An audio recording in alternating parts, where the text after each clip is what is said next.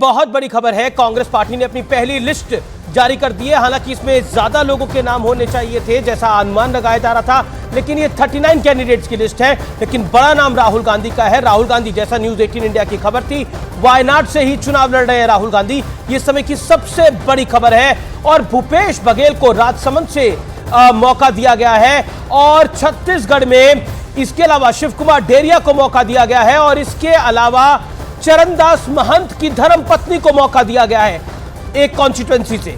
तो इस समय की बहुत बड़ी अपडेट यही है कि भूपेश बघेल, चरणदास महंत की पत्नी को टिकट मिला है और साथ ही साथ राहुल गांधी को दोबारा वायनाड से टिकट मिल गया है। शशि थरूर को टिकट मिल गया है। मेरे साथ नीरज है, उनका सीधा रुख कर सकते हैं। नीरज, ये लिस्ट तो बड़ी आनी थी लेकिन 39 कैंडिडेट्स की आई है, लेकिन सबसे बड़ा नाम राहुल गांधी और भूपेश बघेल का है।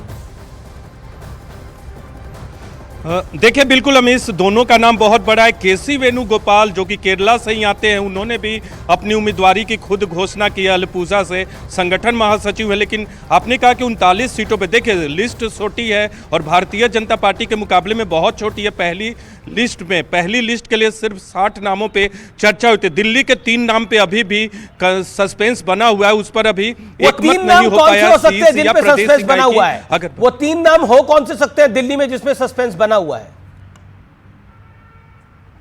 देखिए, दिल्ली की चांदनी चौक की सीट है, उस पर सस्पेंस बना है, जहां से खुद अलका लांबा का भी नाम है और 2 नाम उस पे हैं।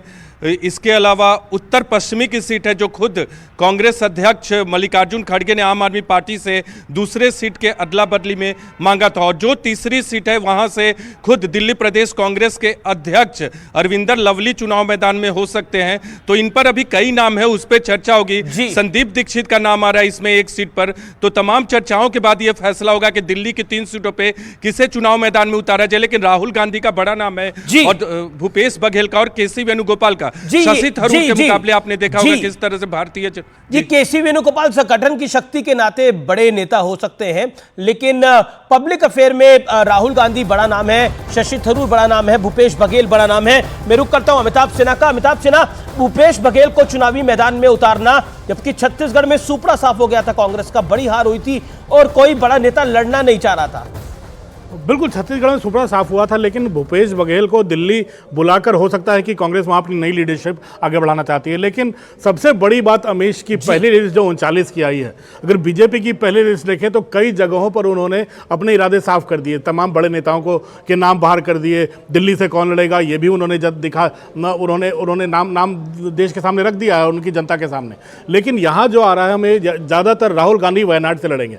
सबसे पहली उम्मीद देश क्या कर रहा था या कांग्रेस के वोटर क्या कर रहे थे कि अमेठी और रायबरेली में कांग्रेस जल्दी से अपना पत्ता खोले और पत्ता साफ करे। ये अमेठी रायबरेली मुझे लगता है ज्यादा बेहतर होता कांग्रेस करती। अगर असमंजस है तो मुझे लगता है अभी इसलिए बीजेपी ने रायबरेली में अभी तक उम्मीदवार नहीं उतारा है। दूसरी बात कि अगर उनका जो ममता बनर्जी ने आवाज उठाई थी, इनका प्रधानमंत्री उम्मीदवार कौन होगा, खड़गे का नाम लिया था, जिस पर आज भी संशय है कौन उनका प्रधानमंत्री उम्मीदवार होगा, कौन लड़ेगा।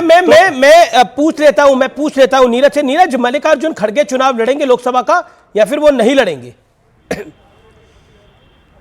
देखिए, बिल्कुल इस बार चुनाव नहीं लड़ेंगे मल्लिकार्जुन खड़गे। कर्नाटक के जो अब तक उम्मीदवारों के नाम आए हैं उसमें उनका नाम नहीं है। अगर उनका नाम होता तो एक बड़े नाम होते। और ठीक कहा अमिताभ जी ने कि जिस तरह से अमेठी रायबरेली, कांग्रेस बार बार ये बात करती है और कांग्रेस लगातार उत्तर भारत में कमजोर हो रही है, और अगर आपको उत्तर भारत में मजबूत होना है तो अमेठी रायबरेली का नाम पहली सूची में होना चाहिए था। उस पर आप CEC करते, उसके पहले स्क्रीनिंग कमेटी करते और ये इंश्योर करते कि पहली सूची जब आएगी तो अमेठी और रायबरेली का नाम हो। वो नाम नहीं है।